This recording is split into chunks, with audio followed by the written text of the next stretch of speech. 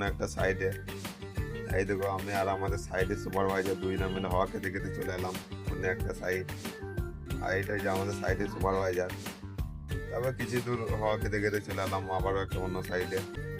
তো হ্যালো বন্ধুরা, কেমন আছো? আশা করি ভালো আছো। প্রতিদিনের মতো আজকেও বেরিয়ে পড়লাম আমাদের কাজে যাওয়ার উদ্দেশ্যে। তারপর কিছুক্ষণ জার্নি করার পর চলে এলাম আমাদের কাজের জায়গায়। আর আজকে বসাবো এই ফ্লোরটা, তারপরে লেগে গেলাম পাটা টানতে। তারপরে কিছুক্ষণ পাটা টানার পর মোটামুটি আমাদের পাটা টানা শেষ। এই দেখো তোমরা দেখতে পাচ্ছ যে পাটা টানা শেষ আমাদের। তারপরে লাগলাম টাইল বসাতে। প্রথমে এই রুমটা আমরা মেজারমেন্ট করে দেখে নেবো যে সব ঠিক আছে কি নাই। তারপরে মেজারমেন্ট করার পর দেখছি যে না সব ঠিক আছে, সেই জন্য লেগে গেলাম টাইল বসাতে।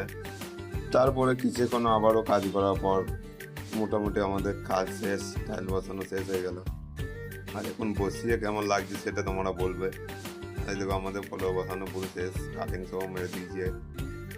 তারপরে আবারও চলে গেলাম অন্য একটা সাইডে। এই দেখো আমি আর আমাদের সাইডে সুপারভাইজার দুই না মিলে হাওয়া খেতে খেতে চলে এলাম অন্য একটা সাইড। আর এটাই যে আমাদের সাইডে সুপারভাইজার। তারপর কিছু দূর হাওয়া খেতে খেতে চলে এলাম আবারও একটা অন্য সাইডে।